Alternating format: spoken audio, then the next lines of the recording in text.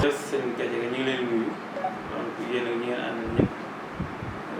man Khadim Ndiaye lañ may wax. Je suis commissaire aux enquêtes économiques au ministère du commerce donc di responsable politique fii Touba Darou Manane bokk ci APR. ñu ngi nuyu yàlla ñi nga xam ne ñu ngi seetaan ñëpp internautes yi ñëpp di profité également ci occasion bi di nuyu xalif général des mourides Serigne Mountakha Bassirou Mbacké di ko ñaanal yàlla may ko fan wu gudd ba naal yi nga xam ne naalal na ko Serigne Touba mu yeggale ko ci ni mu ko bëggee ànd ko ak taalibe yëpp. profité également di nuyu waa kër Serigne Touba yëpp bu ma waxee waa kër Serigne Touba mooy xalif kenn ku ne fa nga toogal sa papa di nekk xalif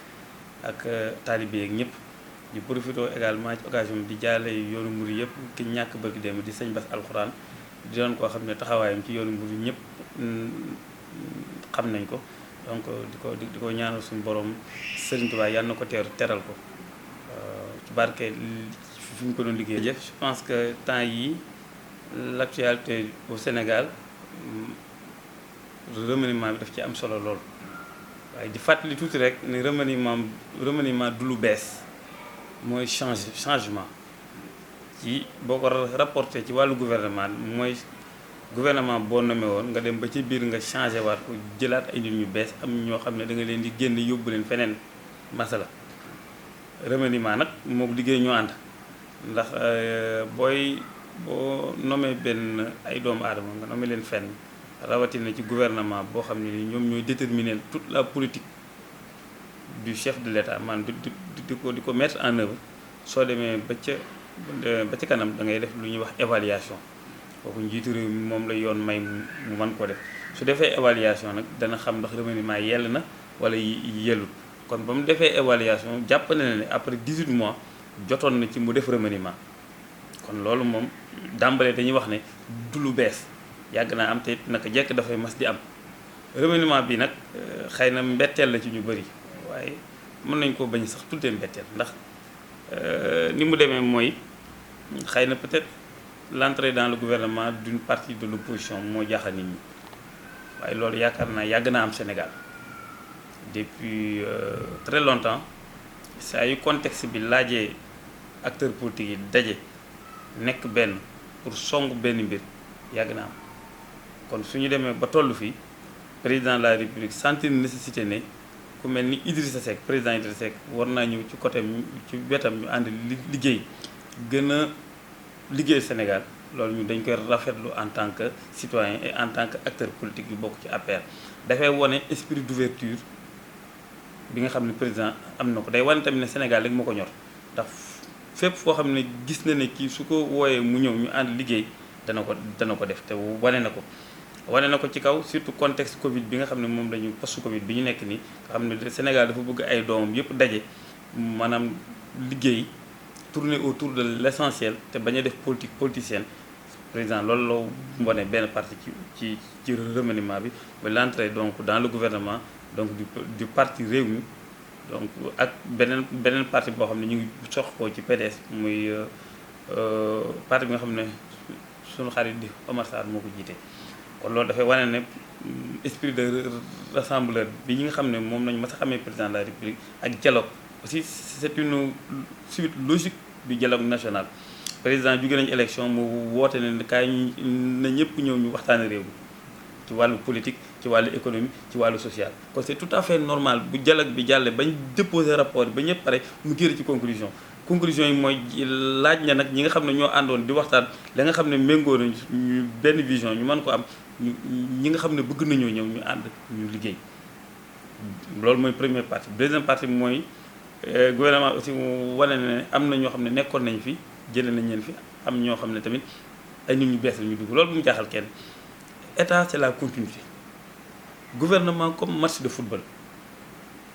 dañuy dugal di génne la ca am solo mooy président moom mooy xam parce que il a toutes les informations bu jàppee ne kii su ma ko jëlee xëy na la ma bëgg ci moom dana ko mën a am te la mu bëgg weesu lu Sénégal jëm kanam dana ko jël indi ko kon ñi nga xam ne aussi nekkoon nañ di liggéey nekkoon membre du gouvernement bu ñu demee am na ñeneen ñoo xam ne dañu leen remplacer l'essentiel mooy que les institutions marchent l'essentiel que mooy politique économique sociale ak fànn yu bëri mu mën a dox kon ñun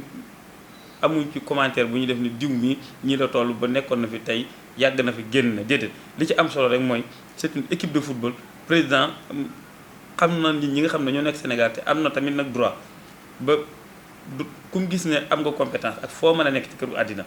te xëy na dañ ko gis ci gouvernement bi rek mais ci secteur yu bëri ci direction yu bëri am nañ ay doomu Sénégal yi ñu nga nekkoon bitim réew ñu indi leen fi ñu amal ñu njariñ Sénégal kon gouvernement aussi noonu dong la. mais li ñu jaaxal monsieur Khadim mooy fi mu ko tànnee ndax tey am nañ ay cadre yoo xamante ni ñi ngi àndoon ak moom donte noowulee ñu nekk ay ministre xëy na ñi ngi nekkoon ci ginnaawam mosuñu leen a fal wala bokk mosuñu leen a fal bu ci mel ni ay ministre ku ci mel ni Moubarak Lo Alioune Badara Cissé dëgg la mas na nekk ministère des affaires étrangères à l'époque. jërëjëf je pense que question ñaari question nga ma posé bi des mooy peut-être ñi nga xam ne yàgg nañ ci parti bi te mosuñu leen a nommé ministre. je pense que on est 14 millions de Sénégalais gouvernement boobu bu ëpp boobu 35 36 37 ministres kon c'est des choix rek la tout le monde est méritant mais la ci am solo mooy président mooy xool moom la mu bëgg ak profil ba mu bëgg ci moment ba mu ko bëggee ak ci ki muy wut ndax dana ko mën a liggéeyal la mu bëgg mu jël ko c'est pas parce que les autres ne sont pas méritants loin de là. te tamit dans un état il n'y a pas que le gouvernement il n'y a que man nekkul gouvernement rek moom lañ mën liggéeyee réew direction yaa ngi fi agence yaa ngi fi yeneen structure yoo xam ne nit ki fa mu nekk rek na jàpp ne moom la muy def war naa mën a jëmee réew mi kanam maanaam bu ñu kenn ku ne maanaam c'est un ensemble nag li koy doxal système mooy kenn ku ci nekk da ngay indi sa contribution kenn ku ne fa mu nekk même fonctionnaire ba jàpp ne moom bu jàppee ne moom réew mi dox gi muy dox yoonum néew ci day nax boppam ndax la muy def dana jariñ réew mi kon nag noonu kenn ku ne fañ la teg rek jàppal ne loolu nga mën a jariñ Sénégal kon ci biir Sénégal yooyu lañ jël quelque ne leen kaay leen ngeen nekk ci gouvernement bi ñi ci des yéen vous êtes beaucoup plus utile ci yeneen fànn kon trahison amul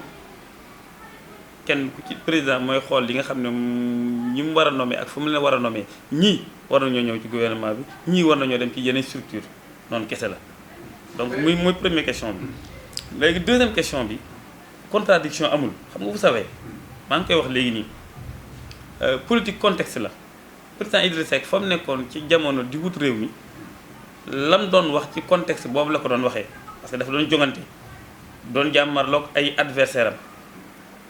ci adversaire am président Macky Sall bokkoon na ci yor programme am moom mu yor programme am kon président Idrissa Seck dafa ñëwoon pour défendre programme am te na mu ko gisee ci vision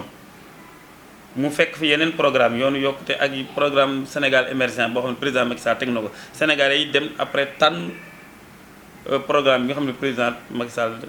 teg na ko fi maanaam ñu feddileel ko encore seen confiance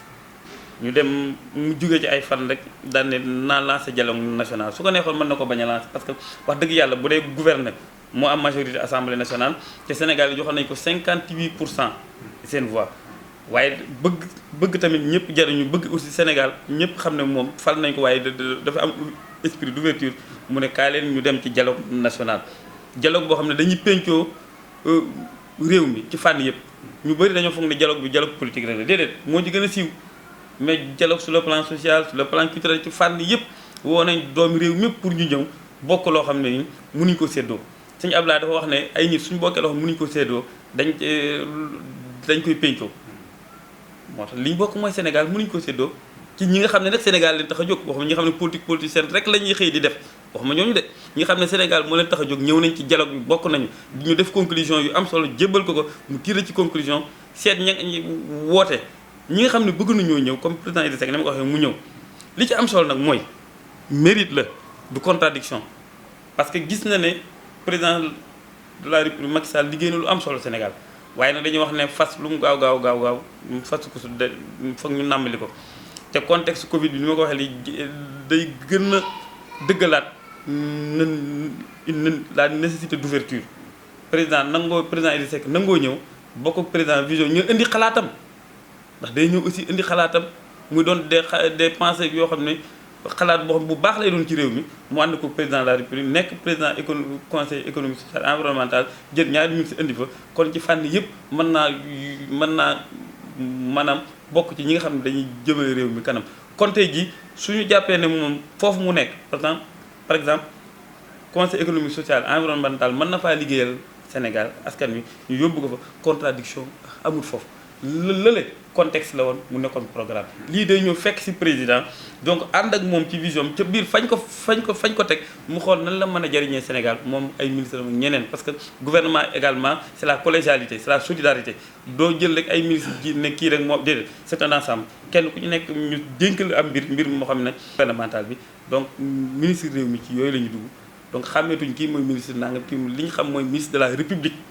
bu ñëw teew ak un président du conseil économique social bu ñëw di apporter sa contribution pour la bonne marche du Sénégal. li ci am solo mooy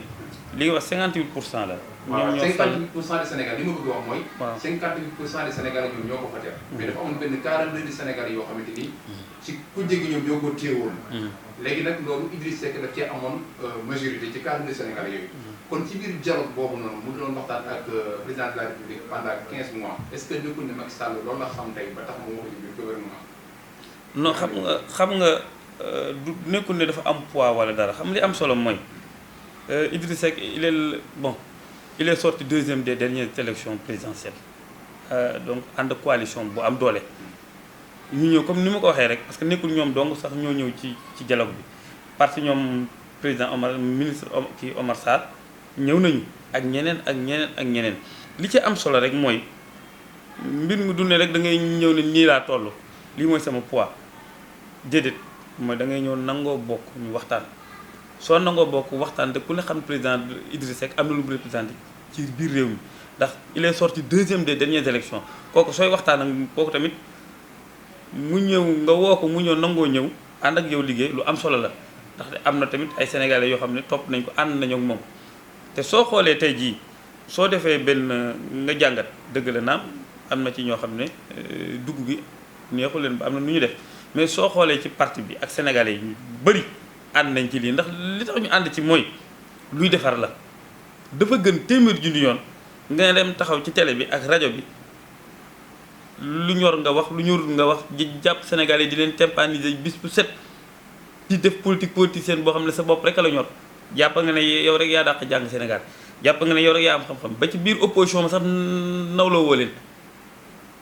kon loola ñun taxul ñuy wax. sa xarit xanaa Sonko ngay wax. waaw man de xaw ma ku may wax waaye daal li am solo ba am solo daal mooy ki nga xam ne politicienne moo ko tax a jóg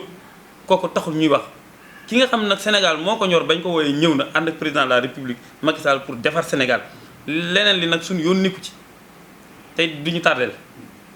dégg nga kon ce qui veut dire que de façon très claire président Idriss Seck def na loo xam ne askan wi ànd nañ ci ndax dañuy wan nañu contrairement ak ñu bëri Sénégal moo ko ñor te moo wax na ko nee nañ ñu bëri yaakaaroon nañu ne damay jël la voie d'une opposition radicale pour mën a am les gains man cee jariñu waaye defuma ko damay jël voie bi nga xam ne mooy voie njariñu Sénégal te njariñu Sénégal mooy doom yëpp nekk benn autour du président de la République pour ñu tabax Sénégal gën koo tabax bu yoon woowu la jël te nattablu ma ne yoon boobu ñi nga xam ne ñooy kilifa diine yi ñooy kilifa aada yi ngànk réew soo leen laajee dañ ci ànd nañ ci bu baax. suñu xaar yi gisoon nañ tamit ku demee ne président Idi doon wax tamit ne kenn nit du ko farati mbooloo moo koy far tey ñu gisaat dina wax jooju dellu ginnaaw réseaux sociaux yi ñu ngi tax di tegaat ay image am yu teg loolu yow am noo ko jàpp. xam nga politique moom yaakaar naa ne bu ñu fekkee ne noonu la ñuy def danañ def ba doyal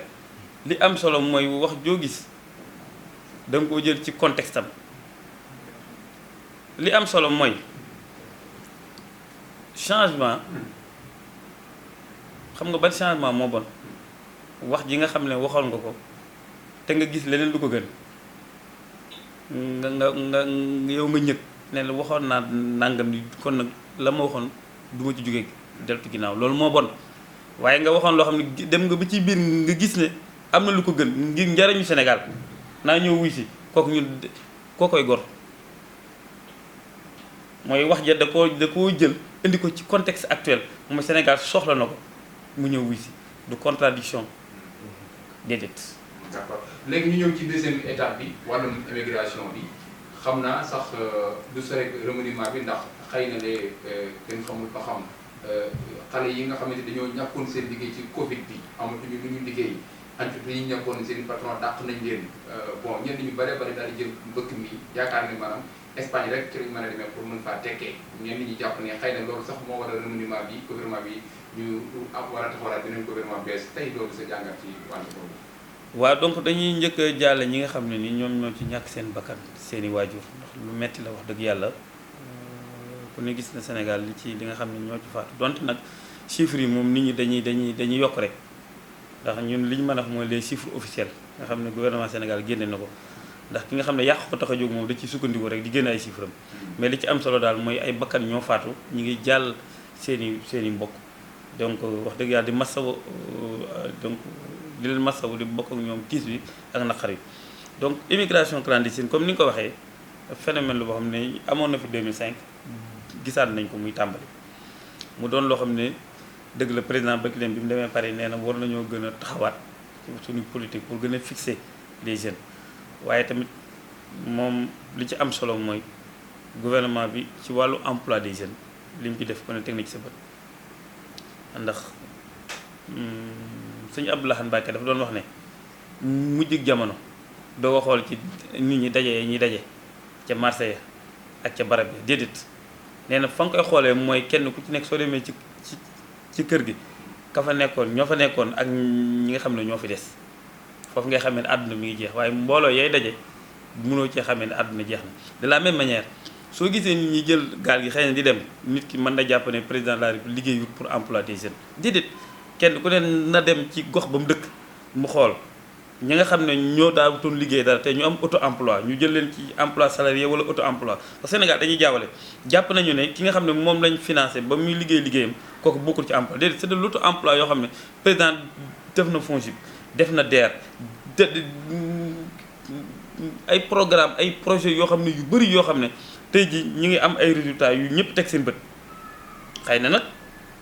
comme ni ma ko waxee bu ñu gisee xale yi di dem ñu mbëkk mi ñu ne liggéey ñu fekk liggéey dañu naan nañ gën a yokk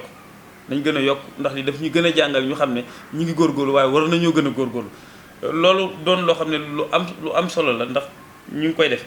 waaye tamit ñu xam ne Covid bi mu amee président taxawaay bi nga xam ne moom la ci taxaw umpul Sénégal umpul Afrique umpul adduna bi c'est le seul pays au monde boo xam ne boole nañ paj mi maanaam aspect sanitaire yi boole aspect économique aspect social ba moo ñu may tey jii résultats yi ñu am tey ba àdduna bépp mu yéem leen ndaxte sur le plan boo jëlee plan de relance économique bi amul benn secteur d'activité boo xam ne président jàppale wu la tourisme artisanat commerce j'en passe secteur boo dem rek injecté nañ fa ay milliards yooyu c'est pour jàppale nit ñi la dañuy wax nag daanu nag mënut a daj suuf daanu du daj suuf mukk ndax yàlla bi nga xam ne moo ñu sàkk sax doxalewul noonu waaye nag boo raisonné en terme de pourcentage da nga gis ne ñi nga xam ne ñoo ci jariñu ñoo ëpp kon kër goo gis wala gox boo gis boo demee rek dana am koo xam ne jàppale nañ ko ca te waroon naa mu doon loo xam ne dana am ñu muy dundal mu baax xam ne dana baax ci réew mi baax ci askanam kon tey ji li ñuy ñaan yàlla suñu borom mooy donc lii gaaw jeex te loolu président jël na ci ay mesures yoo xam ne nii parce que lu ci ëpp aussi dañuy influencer xale yi di leen gëmlu loo xam ne nekkul man xam naa li may wax tamit mbokk nga fa dañuy ñëw gëmloo leen loo xam ne néewul mirage boo xam ne amul jël seeni 300000 400000 500000 mais 500000 300000 soo ko jëlee soo ko dajalee bu yàggee nga mën cee def ab projet boo xam ne moo lay téye fii kon nii président jëlee ay mesures yu ferme sur le plan sécuritaire ak sur le plan juridique et judiciaire surtout ba képp koo xam ne jàpp nañu ñu teg la ci yoon boole nag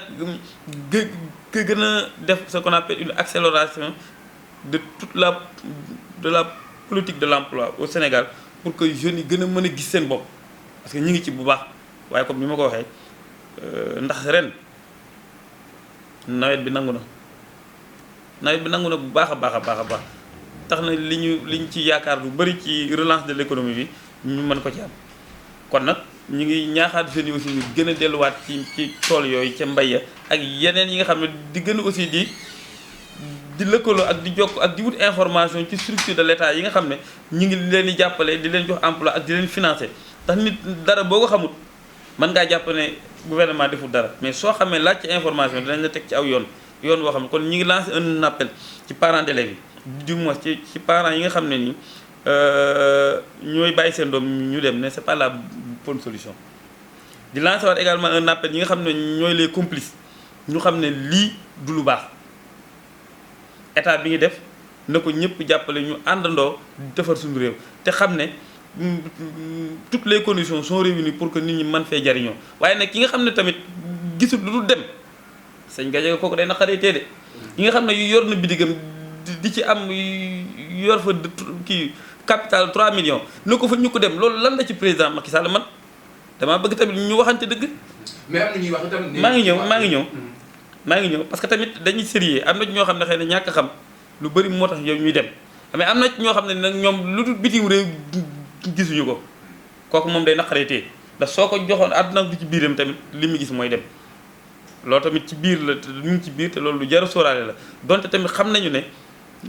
war nañoo gën a góorgóorlu ñun pouvoir public ba gën a fixé xale yi fii ci biir réew mi te loolu président mi ngi ci mais dañ koy yokk ndax gouvernement bi bokk na ci li tax ñu taxawal ko soo xoolee bi ñu sérieux ministère de l'artisanat et de l'emploi dañ ko def en deux ber artisanat xam nga lu ko waral pour gën a mën a def une politique de l'emploi secteur yu bëri ñu gën ko renforcer pour que xale yi mën a gën a mën a toog te nag bañ di yàkkamti loo muñ du la fekk mais bu fekkee da ngay tàmbali dara mu tàmbalee dox rek wala tàmbali di ndax njëlbeen ko gis day metti nga yàkkamti lii moom mënuma cee jariñu naa dem su boobaa aussi dafay metti. d'accord mais itam ci wàllum géej gi ni nga ko waxee sànq mais dañoo gis itam ndaw yu bëri yoo xam ne ci géej gi lañ daan tedde ñu di ay mol ñu bëri dañu wax ne gouvernement bi moom moo jaay géej gi yu mel ni Sine waaye di ci napp ba géej gi amatul jën moo tax ñoom ñuy dem di ànd di canaliser. non loolu moom wax dëgg yàlla dëgg la maîtriser wu ma les tenants et les aboutissants parce que mais la ca am solo mooy amul benn état au monde rawatina état Sénégal bi buy jël ressource halieutique am di ko jox ay doomu aadama bàyyi waa dëkkam waaye tamit da ci am ne loo xam nit ñi war nañ cee bàyyi xel géej du ne ñun rek ñoo ko moom dañ cee nekk ak suñuy partenaires yoo xam ne aussi lañ leen di jox ci parti yañ leen di jox jàpp nañu ne ñoom suñ fa nekkee di napp du yàq ñun suñu consommation du yàq également suñu activité commerciale dañ leen ko jox ndax tamit si seen nekk foofu dana amal njariñ réew mi noonu rek lañ koy jàppee mooy mool yi li nga xam ne ñoom ñi ngi koy napp bis Kayar Mbour ak j'en passe ñu ngi koy def tous les jours waaye tamit parallèlement état bi mën na signer ay accord de pêche ak d'autres partenaires pour pouvoir tamit mën cee jariñu sur le plan financier et d'autres aspects sans remettre en cause nag suñu souveraineté mi nga xam ne moom la ñu am ak tamit suñu ressource halieutique man mosuma gis benn accord boo xam ne nii donc topp ba ca biir ñu ne Sénégal jël na géejam gépp jaay ko kon lu ñuy lekk suñ jaayoon lépp rek boo xëyee doo lekk jën tey ku xëy fii da nga lekk jën kon nag wax jee bëri rek waaye wax dëgg yàlla kenn ku ne la nga moom jox nañ la ko. merci Khadim dernière question bi bala ñoo jeexal gis nañ dem président de la République Touba bi mu demee voilà la réunion du Touba dem na France président France nag am na lu mu waxoon kàddu boo xam naqari woon na jullit yëpp ñu yeex cee dégg ki nga xam ne moo di Macky Sall président de la République waaye nag ginnaaw bi léegi dégg nañ ko ca Paris moo ñaawlu kàddu yu ni mel wax ne kenn ku ci nekk nañ ko respecté ngëm-ngëmam waaye ñenn ñi dañuy wax ne da koo yeexee. non xam nga gis nga am na waykat bu waxoon Sénégal dama koy fàttali fii ba mu waxee ne góor ga dafa ànd ak xam nga mbaam ma wat mbaam xam nga wati mbaam moom Sénégal mooy dëkk boo xam ne loo wax soo nee nii ñu ne lii nga ne nii ñu ne boo ko defee ni ñu dañoo am kilifa boo xam ne dafa mat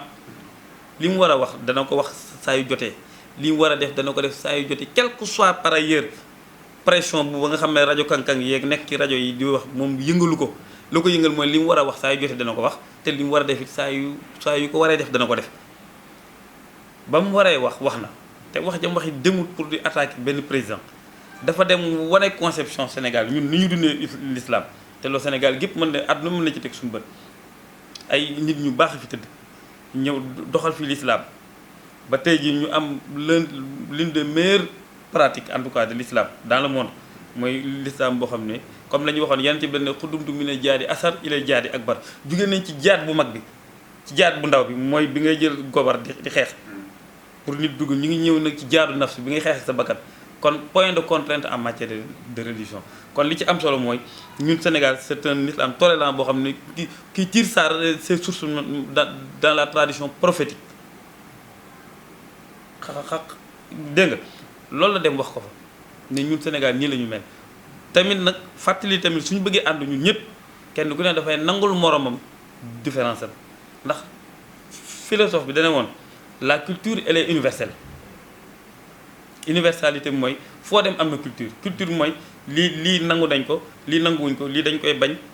donc culture boobu religion ci biir waaye elle est relative ndax culture bi tey jii mën naa am tey timis Sénégal ñu ne la bu jotee am na ñoo xam ne dañuy bul dem jënd puso wala bisu jour tel bul sangu soo demee ci yeneen dëkk yi seen culture terewuñ ko terewul yow boo demee ci yeneen dëkk la nga xam ne moom lañ xam da nga ciy ànd ak ñoom loolu la ñuy wax tolérance kenn ku ne nga nangul ko différence am loolu le président de la république wax kenn ku ne la nga gëm waaye nag bu ñu tollee nañu nangu suñuy différence ndax yàlla suñu borom ni mu sàkkee jamono kii dafa ñuul kii dafa weex kii dafa zone kii dem dëkk fii may wax ak yow am nañ ñu ngi ci guddi am na ci àdduna foo xam ne boo demee ma nga leer nañ am na foo xam kon kenn ku ci nekk sa différence moom le président ne nañ ko nangul ku nekk pour ñu mën a dem vers l'essentiel Sénégal gii rek ci politique bi ak ci yeneen fànn fekkee ne loo tax ñu wax ne la nation sénégalaise mooy kenn ku ci ne da ngay am loo xam ne moom nga gëm moom nga bëgg waaye nag ñu retrouver autour de l'essentiel mooy kenn ku ne da ngay nangu sa morom li mu doon te ab ànd balaa neex kenn ku ne da ngay jël sa jikko jox ko sa morom nangul sa morom jikkoom loolu mooy doxal ab ànd loolu président fàttali ba mu demee te loolu it yaakaar naa ne ndam la ci Sénégal ba mu ñëwee ña nga xam ne nii moom politicien rek la loo xam ne yaakaar nañ président wax bañ tàmbali di wax ci rajo yi lii la war a lii la wax waru ko woon a wax di xëpp kaani ci di xëpp suuf ci mbir mi wax na fa loo xam ne sigil na Sénégal sigil na Afrique ndax ba mu waxee loolu tamit nee na Nations Unies nañ gën a joxaat gëdd Afrique ndaxte jamono ba nga xam ne moom lañ doon tënk institution yi di ko tabax boobu dépassé nañ population mondiale bi dépassé na te l'Afrique aussi joue un rôle extrêmement important dans le développement économique du monde kon war nañ ko jox cëram ba mu ñëwee fii politicien yu opposition bi ko waroon a njëkkoon a félicité xam ne ñëw na fa défendre na Sénégal défendre na l'islam défendre goo xam ne aussi respecté na doomu aadama parce que soo waxee défendre du ne rek dafay défendre pour défendre mais day défendre ci loo xam ne yoon la loo xam lu tegu ci yoon la muy l'islam muy christianisme kenn ku ne fa nga nekk nga gëm ko muy ki nga xam ne sa gëmmu dara président nee na nañ ko nangul moom li mu nekk te ñu mën a daje ñun ñëpp nekk benn kon ba mu ko defee ñëw tamit sigil Afrique ba mu ñëwee sama gars yi nekk fi nga xam ci rajo yeeg télé yi di mbal yi wax rek war nañ ko féliciter waaye duñ ko def de parce que dañuy bañ suñ ko féliciter Sénégal yi kontaan te ñoom xëpp kaani ci mbir mi la kon politique seen rek leen tax a jóg Sénégal yi nag yeewu nañu gis nga télévision ak rajo ku jàpp ne mën naa gagner élection da ngay nax sa bopp les Sénégalais ont estimé les Sénégalais ont dit Sénégal d'accord ñu dara su élection ñëw ñu dóor la ba nga xalangu nañu bàyyi di waxal au nom et au nom des Sénégalais Sénégalais yi mooy ñi nga xam ne ñi ngi leen jox bourse familiale PUDC di fa dem Promoville di fa dem ñu jàppale leen bi Covid bi ñëwee jox leen suukar jox leen ceeb jox leen lépp ñooñu noonu xam nañ bu voté ñëwee kan la ñuy voté. d'accord ñu jeexale ak Touba waxtu bi sax xoj nañu waaye wax nga ko ñu jeexale ak affaire bu Touba président ak askanu Touba yaa ngi wax ne su bu élection ñëwee ñu leen daaneel mais mel ni Touba moom lu jafe la ci yéen jusqu'à présent ba tey. waaw xam nga Touba ñu ngi sant yàlla ndax élection yi weesu yi ko jiitu amoon 33000 voix la ñu amoon bi pa am nañ 67000 voix donc on a doublé te damay faral di wax ne élection présidentielle lañ nekkoon mbooloo mi ñu fi amoon 37000 voix yi ñu ci dolli yaakaar naa baax na lool au bout du compte ci décompte final bi am déet loolu mooy donc APR Touba mi ngi dox mbir nag suy dox c'est vrai que ne da nga ko gën a restructurer waat gën ko organiser waat waaye bokkuma ci ñi nga xam ne dañu ne rek gouvernement am na Touba nommé wuñ fi rek ñu jàpp ne àdduna day bëgg a tukki demewut noonu heureusement que ñun suñu parti gisawuñ noonu ndax barki démb def nañ benn motion de censure de soutien boo xam ne parti bi wane na ak l'ensemble des alliés d'ailleurs ñi nga xam ne ñoo fi nekkoon te signé ko signé nañ ñi nga xam ne nekkuñ fa woon ku mel ni man donc signé nañ ko mu doon loo xam ne lu am solo wane nañ ñun li président wax ànd nañ ci li nga xam ne moom tamit la jëf ci gouvernement bi ak choix yi ànd nañ ci li tax ñu ànd ci mooy kilifa kenn du ko jiitu ci paak kenn du ko jiitu ci mbaram kilifa doo ko jiital pare di ko faqatal président xam na li muy def le moment venu xam na ne Touba enjeu électoral la xam na ne aussi importance bi mu jox Touba yaakaar naa tungu ne du teew ñuy nataal on ne peut pas être plus royaliste que le roi maanaam nit mënut a gën a buure buur te fii buur bi mooy ngeen baal ma ci wax ji mooy ki nga xam ne moo fi toogal Sëñ Touba toog na ba tàyyi ne sant na président Macky Sall ci taxaw gi mu taxawu Touba te sant na ko ci réalisation yi am Touba moo ko waxal ko boppam ñëpp di dégg waxal ko boppam ba mu dajalee njaboot gépp ne leen kii kat élection yi weesu defal naa ko loo xam ne ni foog naa ne àdduna du jarati mukk ma def ko waaye daf ma koo jaral ndax fa ma teg a tax ak fa mu teg Sëñ Touba ak fa mu teg dëkk ba toutes les familles religieuses ñi ngi woon teew yu dëkk Touba moo ko njëkk a wax tourné waat bërki démb sëñ Bass di nettali di fàttali réalisation bi yaa ngi koy wax léegi éclairage public lampadaire jël ko ci évacuation des eaux usées jël ko ci évacuation des eaux pluviales jël ko ci hôpital bi muy defal ak tey loolu rek lañ ci mën a gis autoroute à péage bi man de saa yu may jógee di ñëw ba mu fi amee ba tey jaaratuma ci suuf parce que damay gagné en terme en gain de temps dama koy gagné sama carburant aussi dama koy sakkanal mooy loo xam ne nii wax dëgg yàlla